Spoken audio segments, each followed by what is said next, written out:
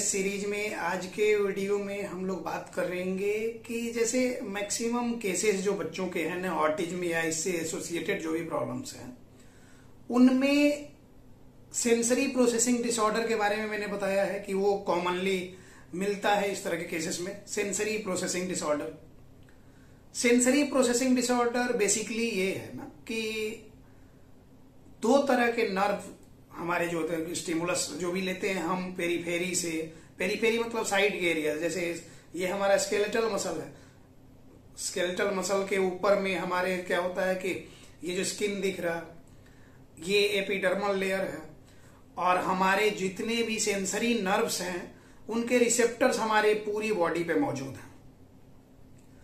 यहां हम फूकेंगे भी तो हमको पता चलेगा, तो वो सेंसरी नर्व का जो रिसेप्टर है ना, उस फूंक को कैच कर रहा है कि कुछ तो सेंसेशन वहां हो रही है, ब्लो किया जा रहा है, तो वो सेंसेशन भी होता है। हमको गर्मी ठंडा सब चीज का एहसास होता है ना, एक चींटी भी बॉडी पे चलेगी तो एहसास होता है ना। तो ये क्या होता है ना कि हमारा सेंसरी नर्व का रिसेप्टर होता है। जैसे आप समझे ऐसे कि एक आदमी कोई कंपनी है, उसका मेन ब्रांच कहीं एक जगह पे है और अलग अलग ब्रांच ऑफिस उसके खुलते हैं, वहां से कलेक्शन, जैसे कलेक्शन सेंटर की बात करें, अगर मेडिकल के फील्ड में बात कर रहे हैं तो कलेक्शन सेंटर्स होते हैं कि एक बड़ा सा फ्रेंचाइजी लैब या फिर बड़ा सा लैब कोई है, उसके कई सारे कलेक्शन सेंटर्स खोले जाते हैं। जैसे आपने डॉक्टर लाल सुना होगा, SRL सुना होगा, थायरोकेयर सुना होगा, तो उनका मेन लैब होता है एक जगह होता है और कलेक्शन सेंटर्स उनके जो होते हैं कई जगह होते हैं। वहां से वो सैंपल कलेक्ट करते हैं, मेन लैब की तरफ भेजते हैं, वहां से फिर रिपोर्ट ये होके 1-2 दिन का समय लगता है, जिस तरह का रिपोर्ट होता है वो वापस होता है।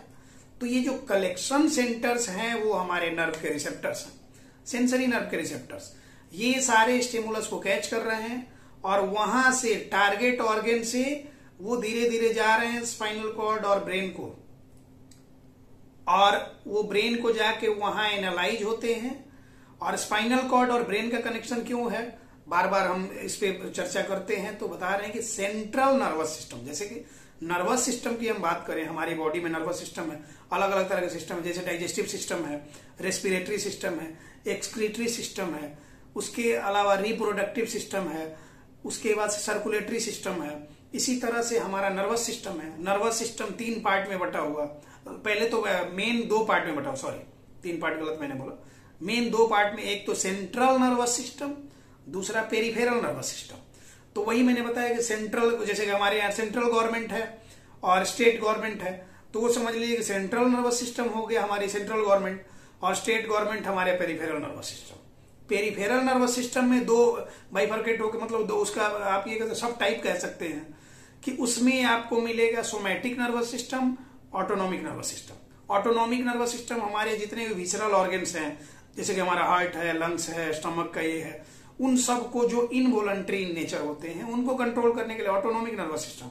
ऑटोनॉमस मतलब क्या होता है कि स्वचालित, उसको कोई कंट्रोल न कर सके।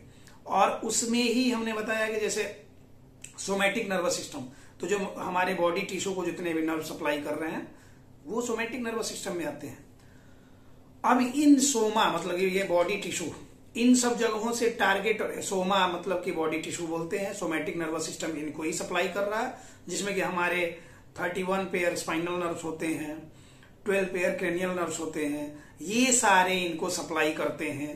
तो वही जो नर्व्स हमारे हैं सेंसरी नर्व, उनके रिसेप्टर्स स्टिमुलस को ले रहे हैं और वो लेके जा रहे हैं स्पाइनल कॉर्ड को दे रहे हैं, क्योंकि सेंट्रल नर्वस सिस्टम का पार्ट होता है ब्रेन और स्पाइनल कॉर्ड। तो हर कहीं भी डिपार्टमेंट जहां होता है उसमें कुछ हेड लोग होते हैं ना, तो एक डायरेक्टर होगा, डेप्यूटी डायरेक्टर होगा, उसी तरह की बात है। तो अब क्या होगा कि सारा स्टिमुलस ले रहे हैं, स्पाइन को जा रहा है, स्पाइन से डायरेक्ट ब्रेन को जा रहा है, और ब्रेन को जाके फिर वहां से वो एनालाइज होता है, एनालाइज होके फिर टारगेट ऑर्गन तक पहुंचता है मोटर नर्व के थ्रू। तो पहला क्या था, सेंसरी नर्व, सेंसरी जो कि एफेरेंट नर्व बोलते हैं, वो हमारे ब्रेन की ओर जाते हैं, वो एनालाइज होके इफेरेंट नर्व मतलब मोटर नर्व के थ्रू मैसेज लेके आते हैं। तो फिर हम लोग क्या करते हैं कि समझते हैं कि हाँ ये किस तरह का स्टिमुलस है, इस पे कैसे रिएक्ट करना है, ये सारी चीजें होती है।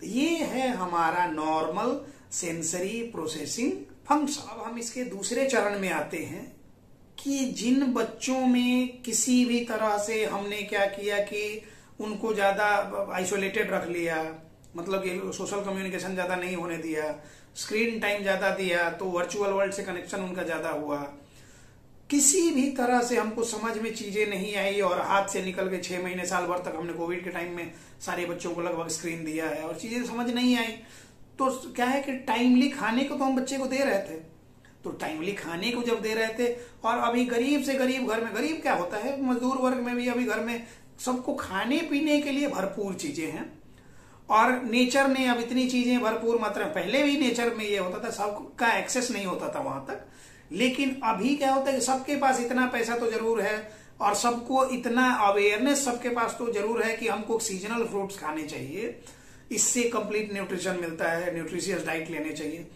तो इसलिए क्या हो रहा है ना कि पहले माल न्यूट्रिशन के केसेस ज्यादा मिलते थे।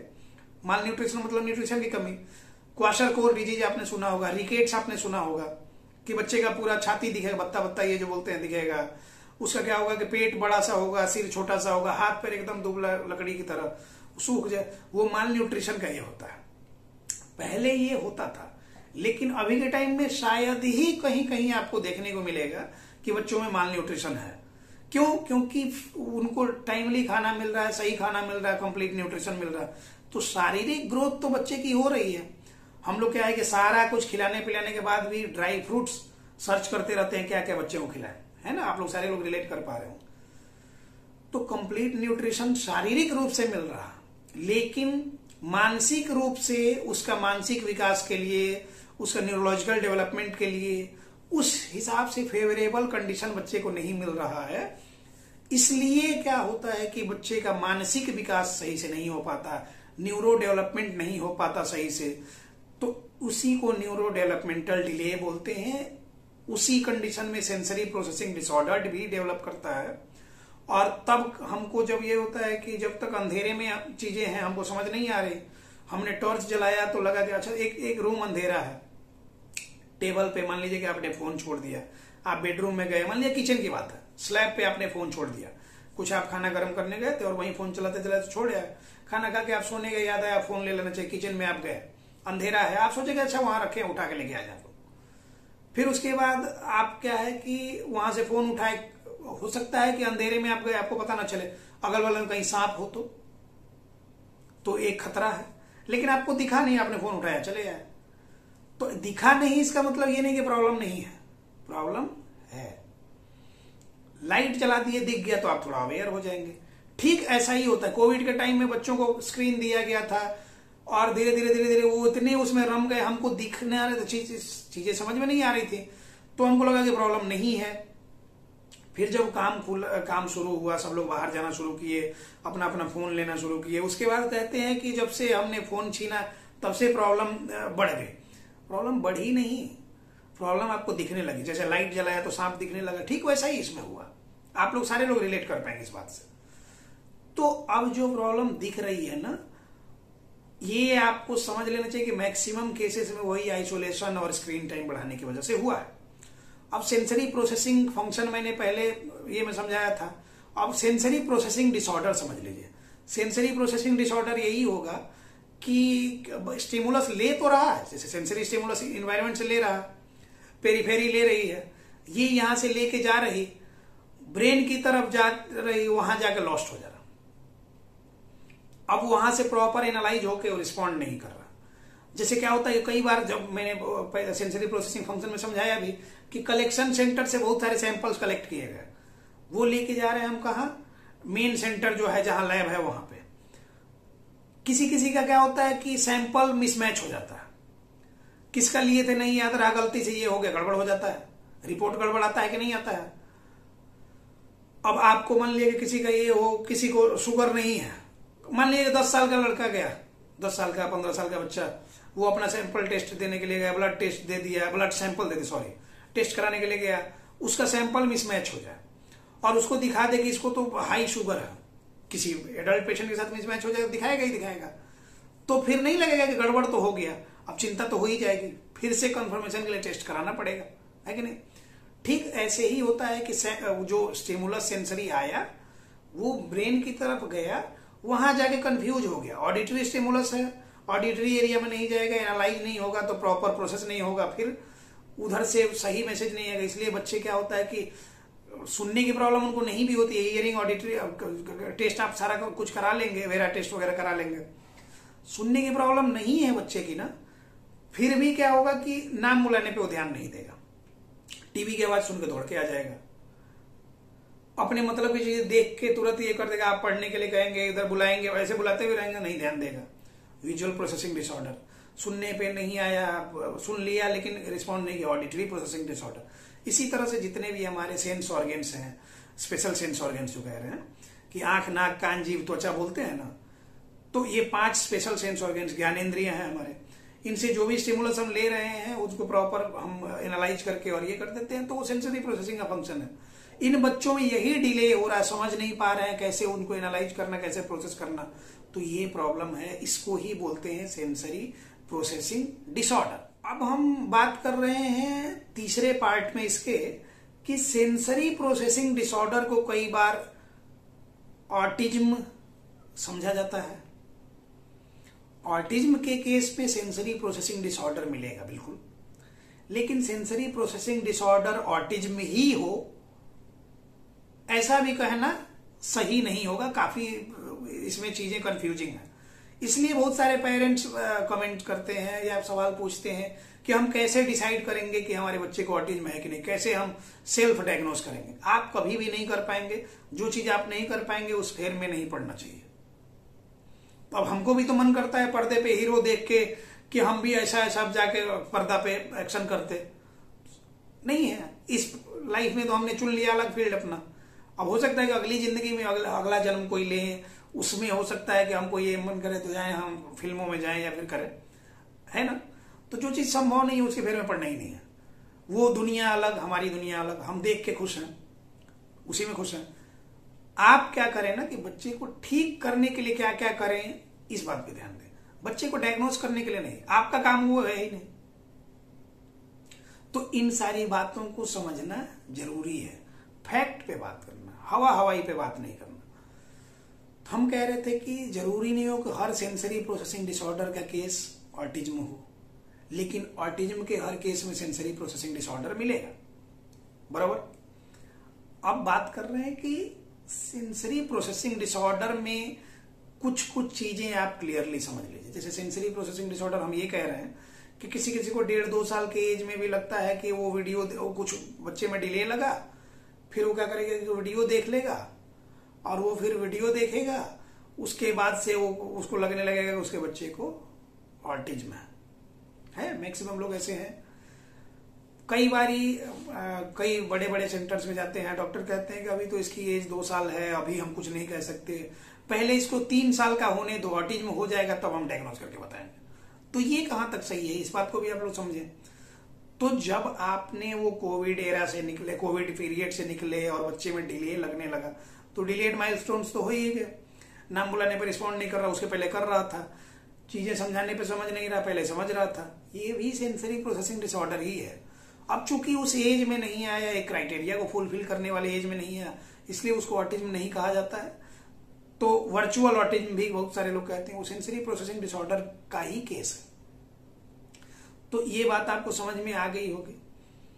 अब हम बात कर रहे थे कि सेंसरी प्रोसेसिंग डिसऑर्डर है तो उसके कुछ कुछ साइन सिम्टम्स भी होंगे। इसमें 3 मेन सिम्टम्स होते हैं, इस बात को अच्छे से समझना है। 3 सिम्टम्स आप देखेंगे और उसके बाद उसी के अंडर सारी चीजें आ जाती हैं, इतने ही में सारी चीजें समेट ली जाती हैं। ऐसे सेंसरी प्रोसेसिंग डिसऑर्डर के कई टाइप्स बताए जाते हैं, उन सारी चीजों की थ्योरेटिकल बातों पे हम नहीं जाते हैं, प्रैक्टिकल चीजों को जो आप समझ सके वो हम समझा रहे हैं। सबसे पहला इसमें आपको देखने मिलेगा सेंसरी ओवर रिस्पॉन्सिविटी। ओवर रिस्पॉन्सिव, किसी भी सेंसरी स्टिमुलस को लेके बच्चा ओवर रिस्पॉन्सिव होगा, तुरंत इरिटेट हो जाएगा, तुरंत उससे भागेगा, तुरंत ये करने नहीं देना चाहेगा। तो इसको बोलते हैं सेंसरी ओवर रिस्पॉन्सिविटी, जो कि इसमें सेंसरी डिफेंसिवनेस का नेचर डेवलप करेगा। ओवर रिस्पॉन्सिविटी मतलब चीजों से वो बचना चाह रहा है, तो डिफेंसिवनेस का ही तो नेचर है। तो उसको बोलते हैं सेंसरी डिफेंसिवनेस। बहुत सारे बच्चों को आप क्या है कि ठंडा का एक टच देंगे तो तुरंत तो भागेगा, इरिटेट होने लगेगा। कुछ बच्चों को आप देखते होंगे कि आटा वाटा गीला अगर हो गया या फिर दाल चावल खिला रहे हैं, चेहरे में कहीं लग गया तो तुरंत उसको रगड़ के साफ करना चाहेगा, कहीं ना कहीं पोंछना चाहेगा वो जरूर। तो ये सब चीजें जो होती हैं ये डिफेंसिवनेस का नेचर है। बहुत सारे बच्चों को आपने देखा होगा कि किसी तरह का साउंड, हल्का सा भी लाउड साउंड हुआ तो कान बंद कर लेना, बच्चा रो रहा है तो उससे इरिटेट हो जाना, उसको पीटने लगना, खींचने लगना बाल बाल कि क्यों रो रहा है, वो और रोएगा फिर और ये होगा। ये सारी चीजें सेंसरी डिफेंसिवनेस में आती हैं। दूसरा, सेंसरी अंडर रिस्पॉन्सिबिलिटी, मतलब कि किसी भी तरह का स्टिमुलस आप देंगे ना तो वो क्या होगा कि उसको लेके अंडर रिस्पॉन्सिव होगा। चीजें उसमें क्या होता है कि जैसे ओवर रिस्पॉन्सिबिलिटी में क्या हो रहा था कि सेंसरी डिफेंसिवनेस का नेचर डेवलप कर रहा था, अंडर रिस्पॉन्सिबिलिटी में सेंसरी सीकिंग नेचर डेवलप करेगा। वो अलग अलग तरह नहीं होता है कि बच्चे अलग अलग सर्फेसेस को छूते चलते हैं, अलग अलग तरह के स्टिमुलस लेना चाहते हैं, अलग अलग तरह का ये करना चाहते हैं, तो वो सारा कुछ होता है सेंसरी सीकिंग नेचर। बहुत सारे पेरेंट्स बताते हैं कि बच्चा क्या कर रहा है कि पूरा कपड़ा उतार के फर्श पे लेट जाता है, ये भी सेंसरी सीकिंग नेचर है। बहुत सारे लोग कहते हैं कि कान हर जगह सटा के, जैसे फ्रिज के पास कान सटा के और सुनते रहता है, ऑडिटरी सीकिंग नेचर, ये भी सेंसरी सीकिंग नेचर है। इसके बाद से विजुअल सीकर होते हैं बच्चे, ये सारी चीजें आती हैं इसमें अंडर रिस्पॉन्सिबिलिटी वाले कंडीशन में। तीसरा, sensory craving. Sensory craving, craving मतलब आप समझ रहे हो, इमली की बात कीजिए तो क्रेविंग मतलब कि लार वार टपकना, मतलब उसको इमेजिन करके ही ये हो जाना, उसको क्रेविंग बोलते हैं। खाने में कुछ अगर कहा जाए कि अच्छा खाने में क्या है, तो कोई कहे कि लौकी की सब्जी है और चावल है, और कहा जाए कि बिरयानी है या पिज्जा है, बर्गर है, तो दोनों में फर्क हो जाता है। तो वहां क्रेविंग डेवलप करती है, वो अंदर से एक इच्छा उस तरह की सेंसरी क्रेविंग। इस चीज को ये सबसे ज्यादा मिलता है इस तरह के बच्चों में, ऑटिस्टिक बच्चों में, और वो जो सेंसरी प्रोसेसिंग डिसऑर्डर के केस है, इस तरह के बच्चों में सेंसरी क्रेविंग मिलेगा। सेंसरी क्रेविंग क्या होता है, क्रेविंग को अगर ऐसे समझे आप तो उसमें क्या होता है कि बच्चा अनकोऑर्डिनेटेड स्टिमुलेशन होगा। एक तो विजुअल क्रेविंग होती है, कितना भी आप जतन कर लेंगे ना, बच्चा थोड़ा सा आंख तिरछा करके कुछ ना कुछ चीजों को देख लेगा, तो एक तरह का वो होता है। इसके अलावा कुछ बच्चों में क्या होता है ना कि दिन भर कुछ ना कुछ खाते रहने की इच्छा होती है, उनमें खाते रहने का नेचर है कि दिन भर कुछ ना कुछ वो खाते रहना चाहेगा। दिन भर किचन में कभी इधर कभी उधर, कभी ब्रेड पाया, बिस्किट पाया, कुछ भी पाया और दिन रात खाने के फेर में रहेगा। ये भी सेंसरी क्रेविंग में आता है, गस्टेटरी क्रेविंग में आता है। इसके अलावा जैसे विजुअल क्रेविंग की हमने बात की, इसी तरह के हम सेंसरी क्रेविंग की बात कर रहे थे, तो ये अनकोऑर्डिनेटेड स्टिमुलेशन, मतलब किसी स्टिमुलस को वो कंटिन्यूअसली ये कर रहा है, उससे कोऑर्डिनेटेड वे में नहीं हो रहा तो उसका मन भर ही नहीं रहा, तो ये होता है सेंसरी क्रेविंग। मैक्सिमम बच्चों में मिलता है।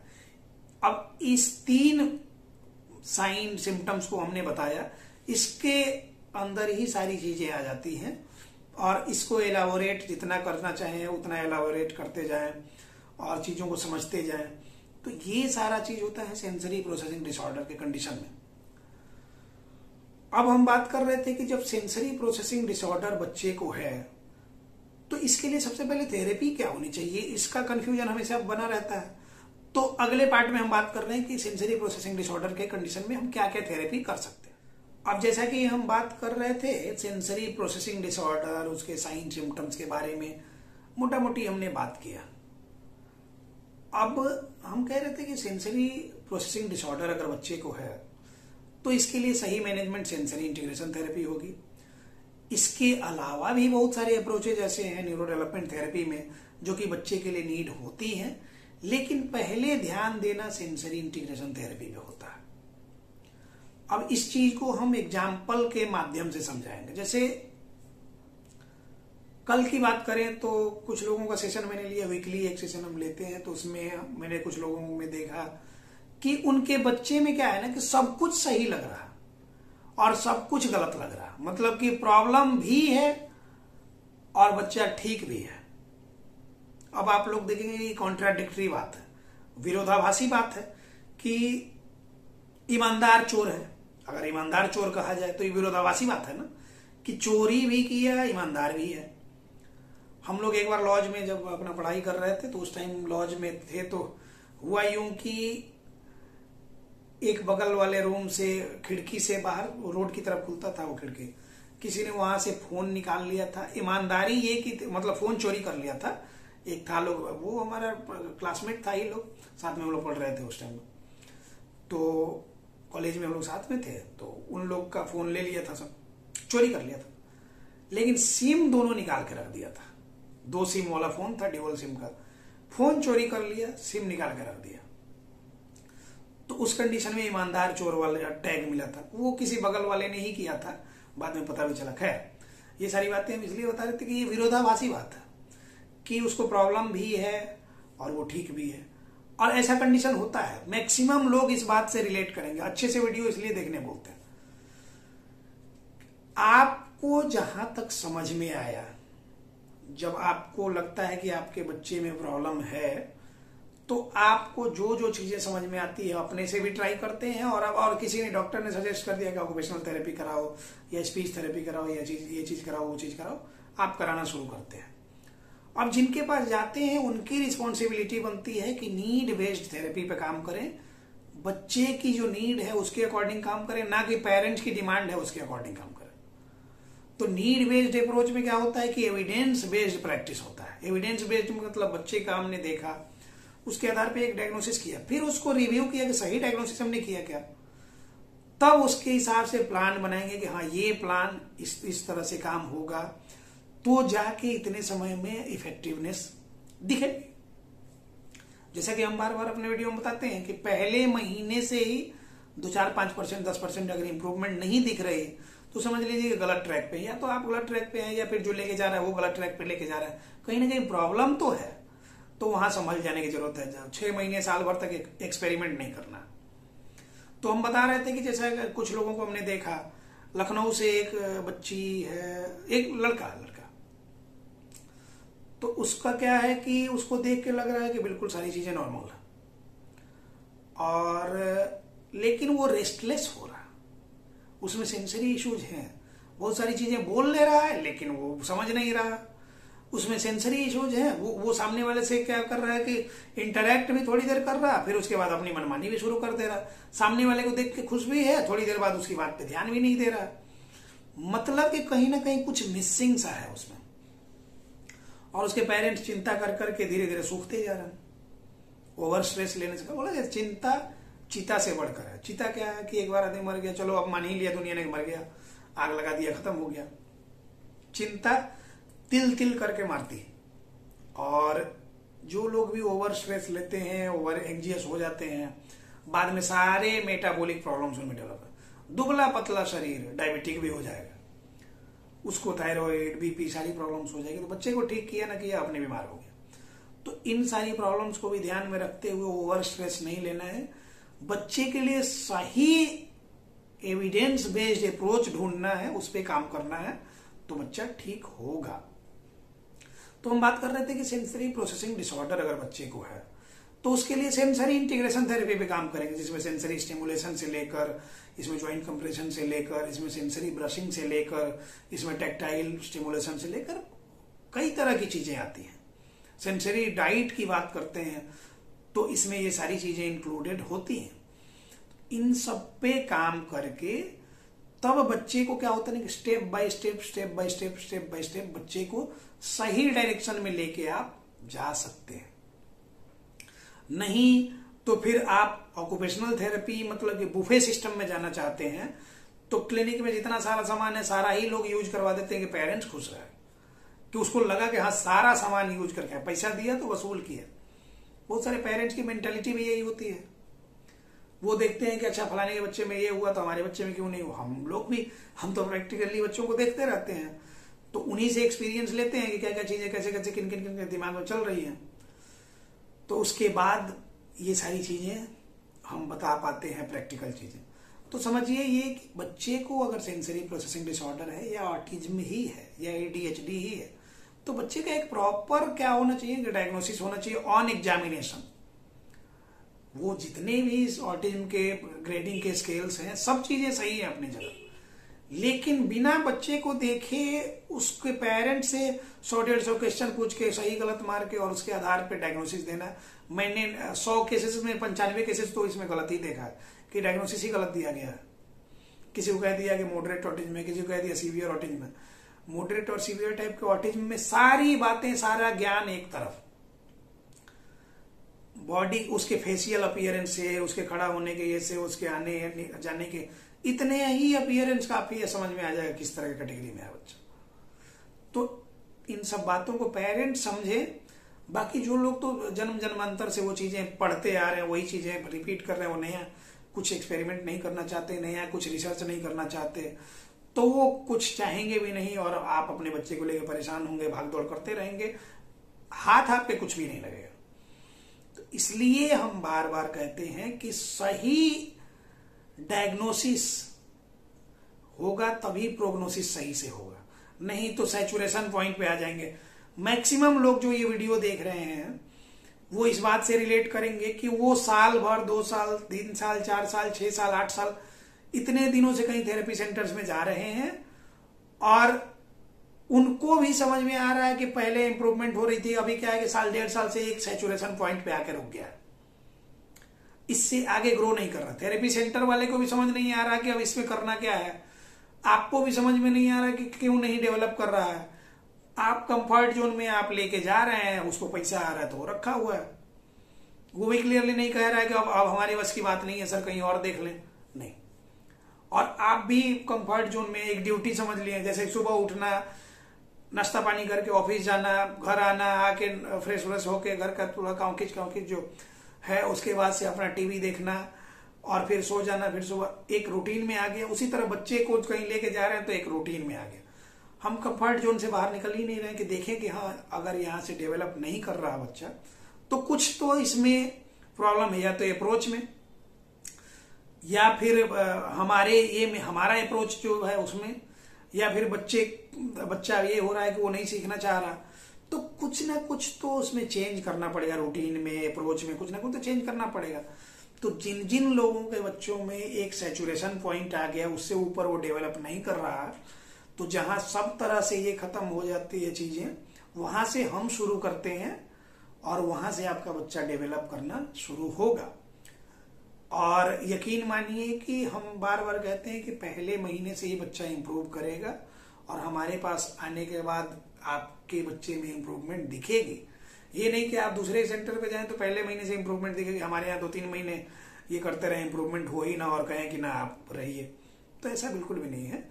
हम आपको अवेयर करना चाहते हैं कि सही चीजों से आप अवगत हों, सही चीजों के लिए जागरूक हों, तभी हम समाज में इस तरह के चेंजेस ले आ सकते हैं। नहीं तो है तो कोई आपको मोटिवेशनल स्पीकर है, मोटिवेशन से ऑटिज्म ठीक कर रहा है, कोई लाइफ कोच इसमें मिल गया है वो उससे आपको ये कर रहा है, कोई मेंटर आपको मिल गया है उससे आपको ठीक कर रहा है।